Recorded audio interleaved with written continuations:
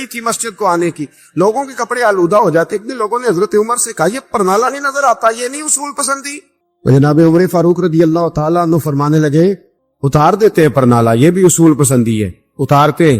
حضرت عمر فاروق نہ گئے اور شارحین نے لکھا ہے کہ اونٹ کے اوپر بیٹھ کر آپ نے یوں پکڑ کے نا پرنالا کھینچا اور جناب عباس کے گھر والوں سے فرمانے لگے 4 کونے ہوتے ہیں گھر کے، چھت کے 4 کونے ہیں، کسی اور میں لگا لو پرنالا کو، ضروری ہے کہ نمازیاں والی گلی پہ لگایا جائے. یہ کہہ کے آ گئے، کسی کی ضرورت تھی بات کرے. حضرت عباس آئے تو لوگوں نے آ کے کہا کہ عمر نے پرنالا کھیڑ دیا اور فرمایا کہ 4 کونے کہیں اور لگا لو. تو حضرت عباس مسکرائے. لوگوں نے کہا مسکراتے کیوں ہو؟ فرمانے لگے کوئی مسئلہ نہیں، عمر خود آ کے لگا کے جائے گا. جیسے وہ کھیڑا ہے ویسے. لوگوں نے کہا وہ عمر ہے، عمر کو بدلنا اور اس کی بات کو بدلنا اور اتنی جرت کہ وہ لگا کے جائے، جس بندے کو دیکھ کے شیطان گلی کا راستہ بدل جاتا ہے، آپ اس کی بات کر رہے ہیں. فرمایا میں نے کہہ دیا نا عمر لگائے گا، تو انشاءاللہ عمر لگائے گا. حضرت عباس مسجد میں آئے، نماز پڑھی تو کہتے میں نے بات چھیڑی دی. عمر خود کہنے لگے کہ حضور آپ سے تو امید نہیں تھی. حضرت عباس سے کہنے لگے بھئی جگہ بھی ہے، 4 کونے ہوتے ہیں گھر میں، کو ضروری ہے اسی کونے پہ لگے جہاں سے نمازی گزرتے ہیں. یہ بخاری مسلم کی حدیث ہے. حضرت عباس کہنے لگے عمر 4 کونے ہیں، میرے پاس جگہ بھی ہے پرنالے کی، میں نے بھی کئی دفعہ سوچا تھا وہ کھیڑ دوں، اور میں بھی اسی گلی سے گزرتا ہوں، میرے کپڑوں میں بھی کیچڑ بڑی دفعہ پڑا ہے، پر مجبوری یہ ہے وہ کھیڑ اس لیے نہیں سکتا کہ یہ پرنالہ میرے نبی کریم نے اپنے دستے مبارک سے لگایا تھا. فرمایا میں مکان بنا رہا تھا، چھت بنا رہا تھا، تو حضور اچانک آ گئے اور کئی لوگ گواہ ہیں اس کے. رسول کریم تشریف لائے اور نبی پاک علیہ السلام نے فرمایا لاؤ چچا تھوڑا میں بھی کرتا ہوں. اور پھر میرے نبی کریم صلی اللہ تعالی علیہ وسلم نے اپنے دستے مبارک سے یہ پرنالہ لگایا تھا. کئی دفعہ سوچا وہ کھیڑ دوں، پھر سوچتا ہوں حضور نے لگایا تھا. لیکن چلو اب تو علت پائی گئی، اب تو سمجھ آ گئی، اصول بن گیا. اب تو اصول بن گیا نا، تو ٹھیک ہے آپ اب اس طرح کرے، وہ کھیڑ دیا تو ٹھیک ہے. جناب کہنے لگے پہلے کیوں نہیں بتایا؟ بھئی وہ نمازیوں پہ چیٹے پڑتے ہیں، گلی کا رستہ ہے. فرمایا رس پڑتے ہیں تو پڑھتے رہے، آپ نے بتایا کیوں نہیں؟ حضرت جناب عباس کہنے لگے کہ آپ کا کیا خیال ہے کہ میں یہ کروں گا کہ لوگوں پہ چھینٹے پڑے اور مجھے پرواہ نہ ہو؟ حضور میں لگایا تھا. حضرت عمر فاروق نے نا جناب عباس کا بازو تھاما، تن تندور تے ہڈاں دا بالن، بازو تھاما اور تھام کے نا اسی جگہ لے گئے جہاں پرنالہ کھیڑا تھا. پہلے تو اونٹ پہ چڑھ کے لگایا تھا نا، تو اب کہنے لگے حضرت عباس سے کہ آپ نا میرے کندھوں پہ چڑھ گئے، میرے کندھوں پہ تن تندور تے ہڈاں دا بالن اسی ہاواں نال تپایا، کپ کپ مکیاں پیڑے کیتے، اتوں عشق پلے تھن لایا، تن دا سالن تے من دی ہانڈی، لون صبر دا پایا، غلام فریدہ وے میں ساری تیری، تینوں اجے یقین نہیں آیا؟ فرمایا خود لگائیے.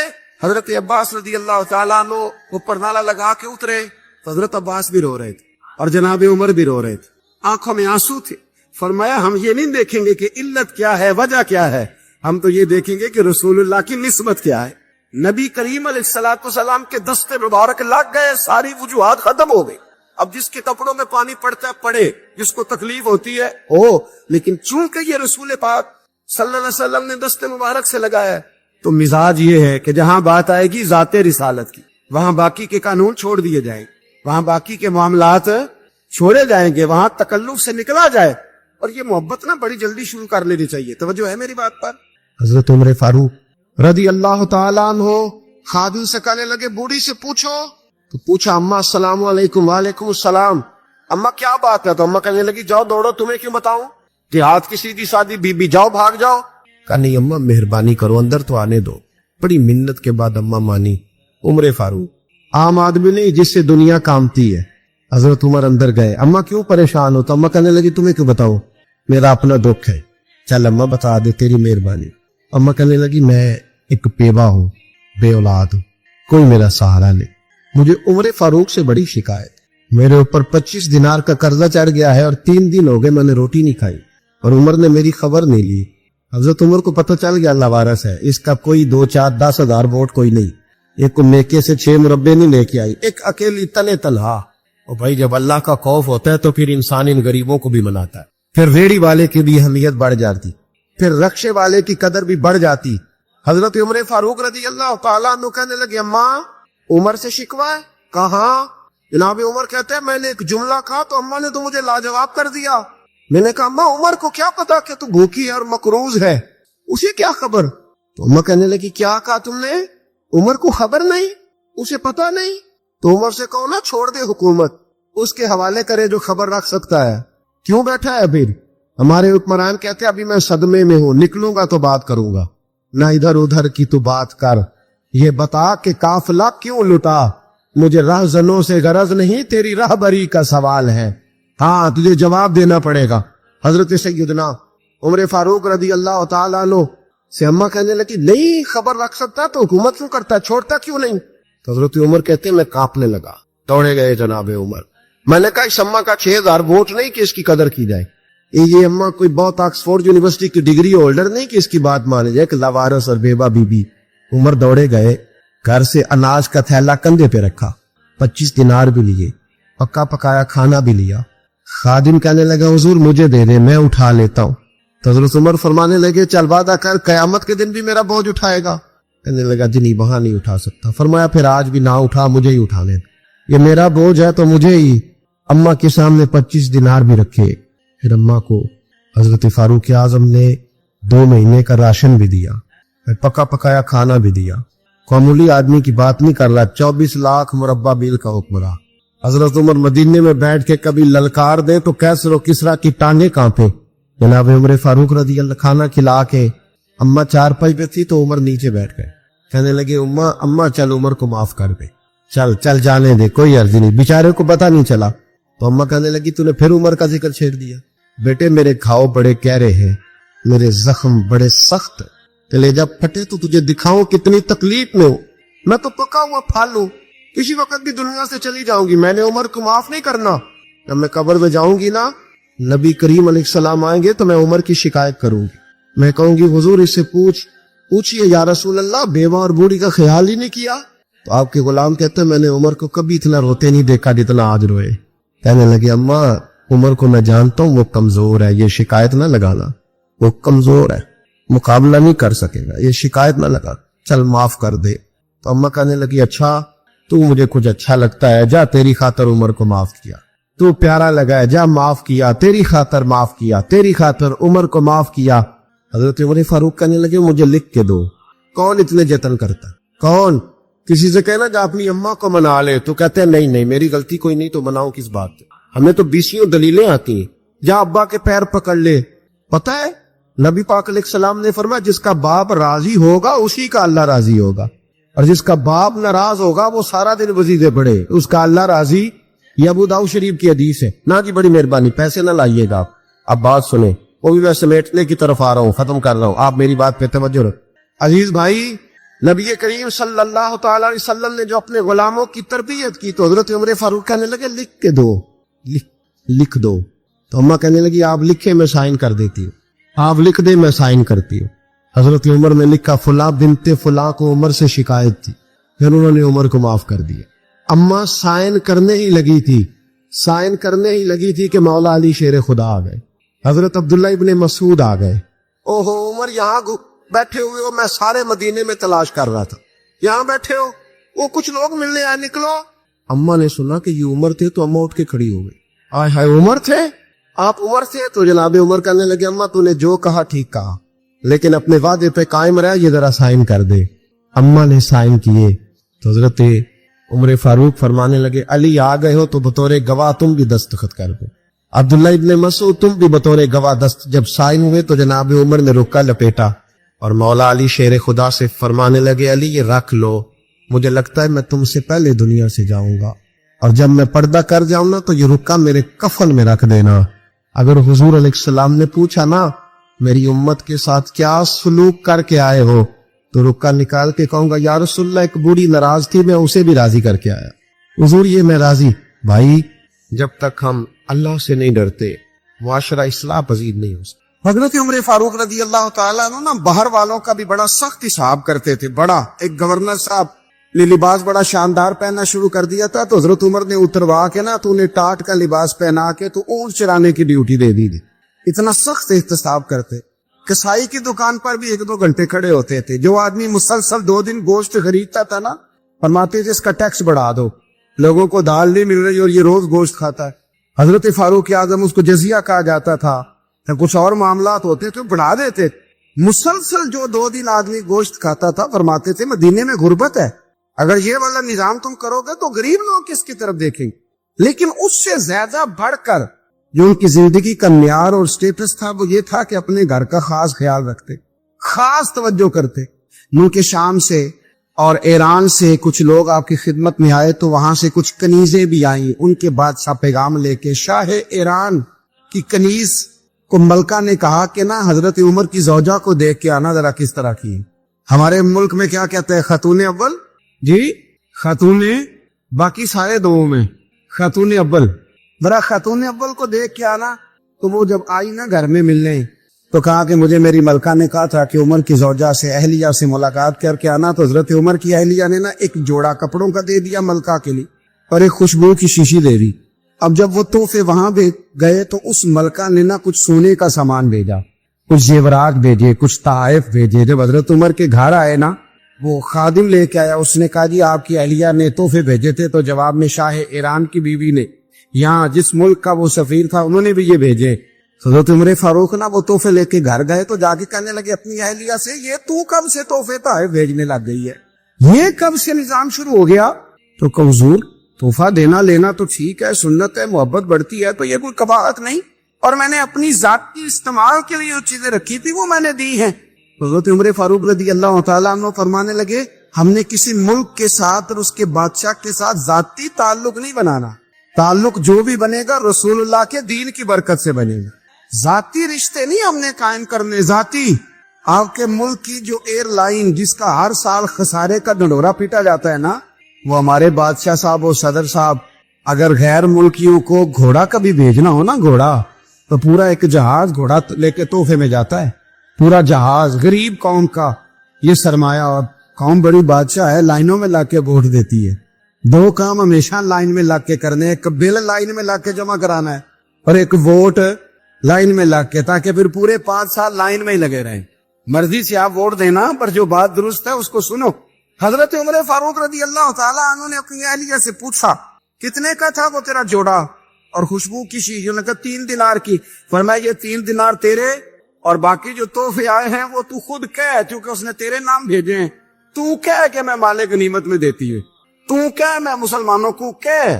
تو زوجہ ہنس پڑی، کہنے لگی میں نام بھی کہوں تو مجھے کہنا تو پڑے گا ہی، کہنا تو میں نے ہے ہی، جو کہ سامنے عمر فاروق ہے، لہذا فرمایا کہہ دیتی ہوں میں نے دیا خزانے کو. حضرت عمر نے جمع کرا لیا. میں یہ کیا بات ہوئی؟ میرے گھر والے جو مرضی کریں، ان کا معیار زندگی جس طرح کا مرضی ہو. اور حضرت عمر ایک جملہ کہا کرتے تھے، اللہ کرے کہ یہ باتیں اس دور حاضر میں ہماری سمجھ میں آئیں. حضرت عمر فاروق رضی اللہ تعالیٰ عنہ اپنے بچوں کو فرمایا کرتے تھے کہ بہت آدمی کو بھوک لگی ہو نا، اور پھر اس کی پسند کا کھانا پکا ہو، جتنے شوق سے وہ اس کھانے کو دیکھتا ہے نا، فرمایا اس طرح پوری قوم اپنے بادشاہوں کے خاندان کو دیکھتی ہے. اس تیزی کے ساتھ دیکھتے ہیں کہ ان کے گھر میں کیا ہو رہا، ان کا معیار زندگی کیا ہے، ان کا سٹیٹس کیا ہے. سیدنا فاروق اعظم رضی اللہ تعالیٰ عنہ نے اپنے گھر کے اندر اپنے بچوں، آپ کے بچے دونوں کاروبار کے لیے مصر گئے تو وہاں کے گورنر صاحب نے لوگوں سے، ایک بہت بڑا قافلہ گیا مدینے سے مصر تجارت کے لیے، جاتے ہیں نا آج بھی قافلے کئی ملکوں میں، تو یہ گئے تجارت کے لیے. تو حضرت عبداللہ ابن عمر، حضرت عبید اللہ ابن عمر، حضرت عمر کے دونوں بیٹے گئے. جناب عمر فاروق کے بچے جب وہاں پہنچے تو مصر کے گورنر نے نا لوگوں کو تعارف کرایا کہ یہ عمر فاروق کے بیٹے ہیں. یہ حضرت یہ چودھری کے بیٹے کو کون بتاتا ہے کہ تو چودھری کا بیٹا ہے؟ باہر والے بتاتے ہیں، گھر والے جی. اور شیر صاحب کے بیٹے کو کون بتاتا ہے کہ تو شیر صاحب کا بیٹا ہے؟ اور مالک کو کون بتاتا ہے کہ تو مالک کا بیٹا ہے اور یہ کرایہ دار ہے؟ یہ کون بتاتا ہے؟ یہ سوچ ہم دیتے ہیں بچوں. چودھری اور کمی کی سوچ، امیر اور غریب کی سوچ، مالک اور کرایہ دار کی سوچ، گھر کے مالک کی اور کام کرنے والے کی سوچ، یہ ہم دیتے. یاد رکھنا یہ ہم دیتے، یہ ہمارا مزاج ہے. یہ باہر سے نہیں آتی. تو کوئی شہزادہ ہے، تو سیٹھ ہے، تو نواب ہے، یہ سوچ باہر سے نہیں آتی. یہ اماں سوچ دیتی ہے، اماں، یہ ابا سوچ دیتا ہے. اور پھر جب تباہی اترتی ہے تو اس کے ذمہ دار بھی باہر والے نہیں ہوتے، گھر والے ہوتے ہیں. گھر والے. ہمارے بچوں کی طبیعتوں پر زیادہ نقش باہر والوں کا نہیں ہوتا، گھر والوں کا ہوتا ہے. یاد رکھیے گا.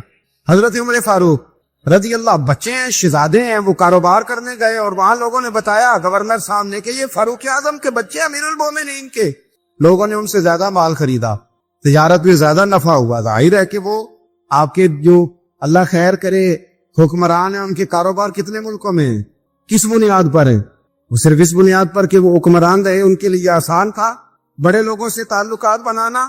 حضرت عمر فاروق رضی اللہ تعالیٰ عنہ کے بچے ڈھیروں مال کما کے جب واپس آئے نا, تو حضرت عمر سے آ کے بچوں نے بطور محبت کا, ابا جی اللہ نے بڑا ہی فضل کیا ہے, بڑا مال کمایا الحمدللہ, یہ دیکھے کتنا نوازا ہے. تو حضرت عمر کہنے لگے سارے قافلے نے اتنا ہی کمایا, سارے قافلے نے اتنا ہی کمایا؟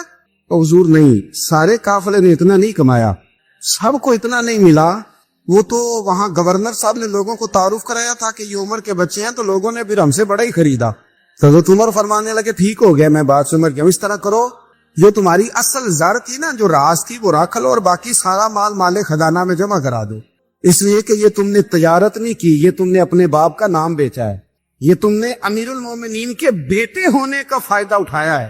فرمایا یہ تمہارا نہیں حق, یہ مسلمانوں کا ہے, اس لیے کہ یہ مال تم نے محنت سے نہیں کمایا, یہ باپ کی کرسی کا فائدہ اٹھایا ہے. اور فرمایا اگر تم نے مال جمع نہ کرایا تو میں مال بھی لے لوں گا زبردستی اور کوڑے بھی ماروں گا, ڈبل سزا دوں گا. مرضی سے جمع کراؤ گے تو کوڑوں سے بچ جاؤ گے. بڑے بیٹے نے تو جمع کرا دیا, تو چھوٹا تھوڑا پریشان ہوا. تو حضرت عبداللہ ابن عمر چھوٹے کا ماتھا چوم کے کہنے لگے بیٹے چپ کر کے جمع کرا, یہاں بھی فخر کر کے ہم عمر کے بیٹے ہیں, اور قیامت میں بھی فخر کریں گے کہ ہم فاروق اعظم کے بیٹے. یہاں بھی ناز کریں گے اور وہاں بھی ناز کریں گے کہ عمر کے بچے ہیں. ہمارے باپ نے خود بھی حلال ہی کھایا ہے, اور جب ہماری کمانے کی باری آئی ہے تو ہمیں حکم بھی حلال کھانے کا دیا. بھائی ہمارا مزاج نہیں. بچہ جب لے کے آتا ہے 2 لاکھ روپے تو کبھی پوچھا کہاں سے آیا ہے, جب وہ پہلے دن غلط دوستوں کے پاس جا کے بیٹھتا ہے تو کبھی نکالا ہے گھر سے اسے. یہ بہت سارے خمیازے ہمیں اس لیے بھگتنے پڑتے ہیں کہ ہم ابتدا میں سوراخ بند نہیں کرتے, جب اس میں شگاف پڑ جاتا ہے, سیلاب آتا ہے تو ہمیں ہوش آتی ہے. حضرت عمر نے اپنے گھر میں نگرانی رکھی, کڑی نگرانی. زیادہ نماز گھر میں پڑھتے تھے حضرت عمر, نفلی نمازیں زیادہ کیوں بلا. بھائی یاد رکھیں کہ آپ نے اگر سجدہ کرنا ہے تو بچہ لیٹ جائے گا, وہ اسے پتا کون سی سجدہ کیا ہے. لیکن جب گھر میں کبھی قرآن ابا جی کھول لینا, جو ابا جی کا موڈ بن جائے نا لیکچر دینے کا, وہ گھر میں شروع ہو جاتے ہیں, کہتے ہیں آپ لوگ نماز نہیں پڑھتے اس لیے میرے کاروبار میں برکت کوئی نہیں تھی, تم سویرے قرآن پاک نہیں کھولتے تو میں تباہ ہو گیا. تو میاں آپ نے کب گھر میں قرآن پاک کھولا تھا؟ آپ نے کب نماز پڑھی؟ آپ نے کب گھر کے اندر اللہ رسول کا ذکر کیا تھا؟ آپ نے کب حدیث چھیڑی؟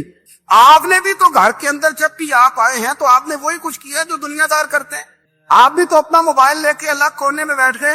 آپ نے بھی تو کہا کہ اب تمہارے چینل ختم, اب میری مرضی والا چلے گا.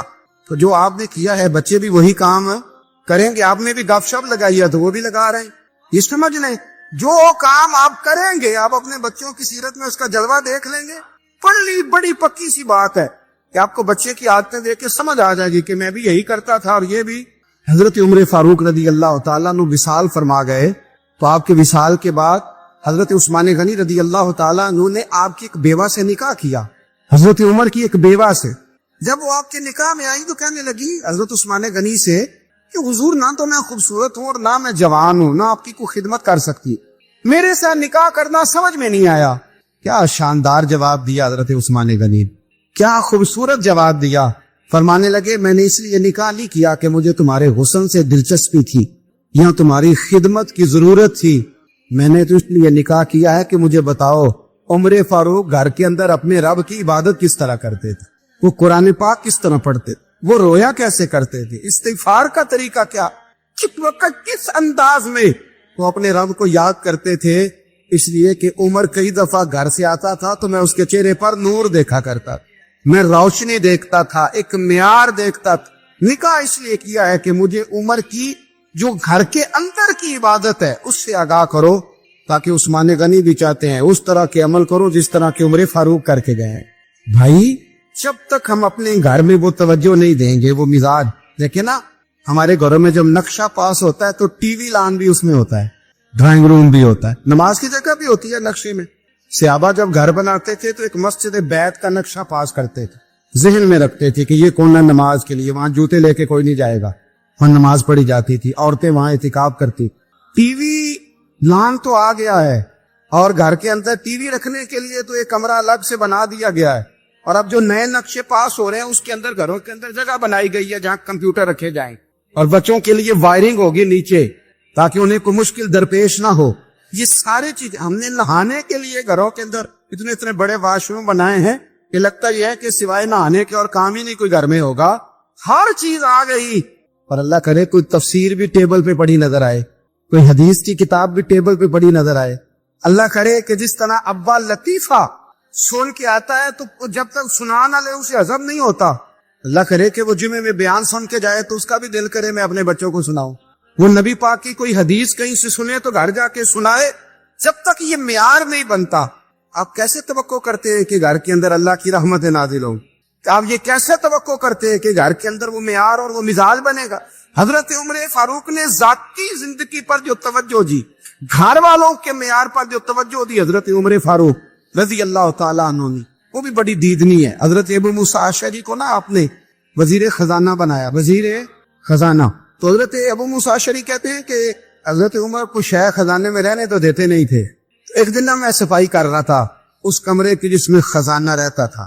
ہمارے تو ملک میں جو جاتا ہے وہ صفائی کر کے ہی جاتا ہے, اللہ خیر کرے. اور خیر معیار بدلتا ہے. جو پچھلی حکومت ہوتی ہے وہ قرضہ اٹھاتی ہے, وہ باہر سے جاتی ہے تو قرضہ لے کے آتی, اور جو نہیں آتی ہے وہ کہتی ہے ہمیں پیکج مل گیا ہے. وہ قرضہ نہیں اٹھاتے. ان کو کیا ملتا ہے؟ یعنی پچھلی نے قرضہ لیا تھا اور ہم نے, واہ جی واہ کیا خوبصورت انداز ہے, اس کا نام بدل کے نا انہوں نے قرضہ لیا تھا اور ہم نے, میں کہا بڑے شاندار سیانے بندے ہو گئی. اور اللہ تعالیٰ خیر فرمائے. ہمارے جو بڑے شاندار قسم کے دوست ہیں نا, شاندار, جن کا ادب سے نام لیتے ہیں, وہ عرب کے بادشاہ ہیں. ہم تو عرب خالی کہتے بھی نہیں, عرب شریف کہتے ہیں, عرب شریف. انہوں نے پتا کیا کیا ہے؟ انہوں نے اس طرح کیا ہے کہ جو کشمیریوں کا قاتل تھا نا اس کے گلے میں میڈل ڈال دیا.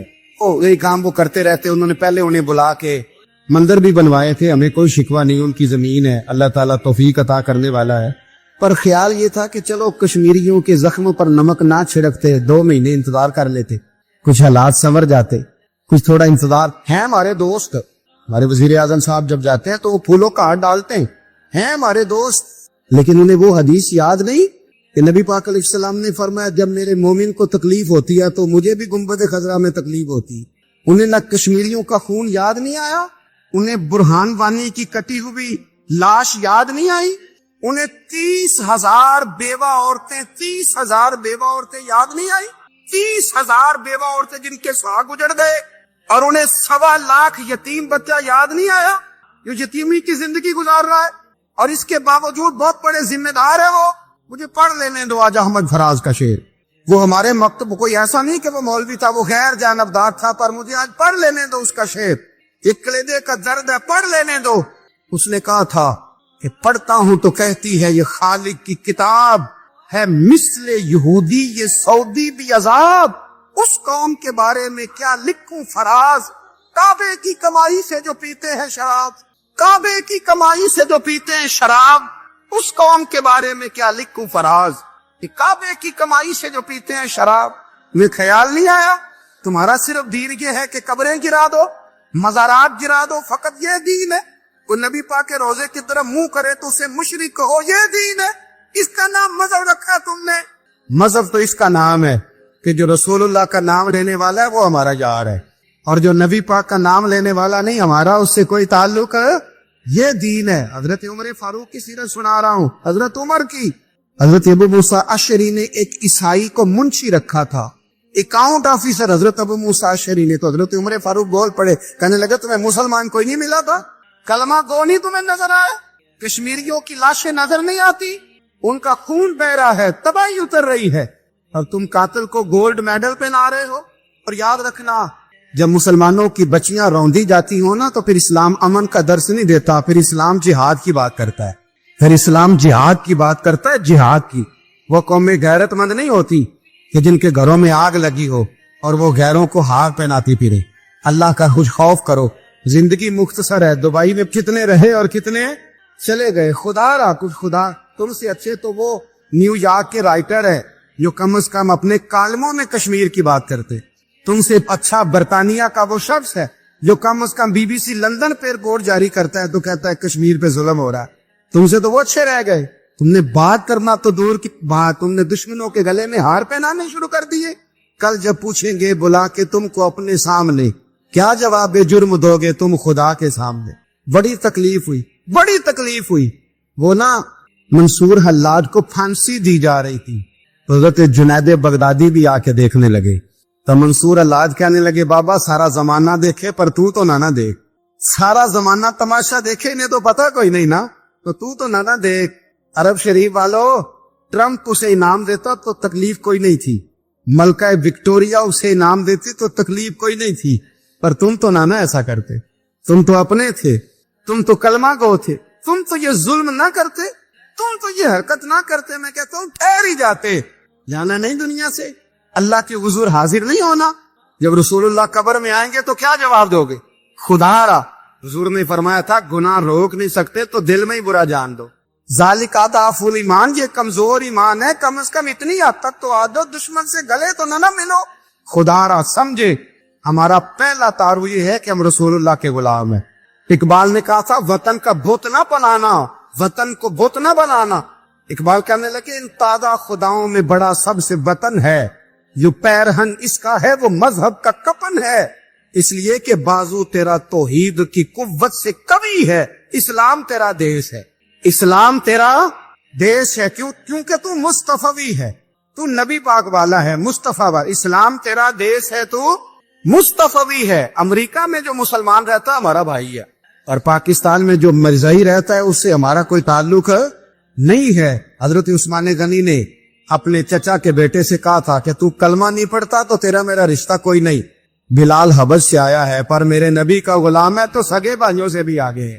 ہزاروں قومیں وجود میں آئیں دہار میں خشک و تر کے رشتے سے, پر ہم نے بنیاد دوستی رکھی یاد خیر البشر کے رشتے سے. اپنی ملت پر قیاس اقوام مغرب سے نہ کر, خاص ہے ترکیب میں قوم رسول ہاشم. کچھ خیال کرے, پہلا تعارف دین ہے, اگر دین نہیں تو پھر کسی وطن کی کوئی ضرورت ہے. اس لیے کہ پاکستان کا تصور اقبال نے پیش کیا نا, تو اقبال کہنے لگے ان تازہ خداؤں میں بڑا سب سے وطن ہے جس کو تم بت بنا کے پوجتے ہو. ہمارا وطن تو ہمیں جان سے زیادہ پیارا ہے, پر پہلے پاکستان نہیں, پہلے اسلام. پہلے اسلام تیرا دیش ہے, تو مصطفی ہے.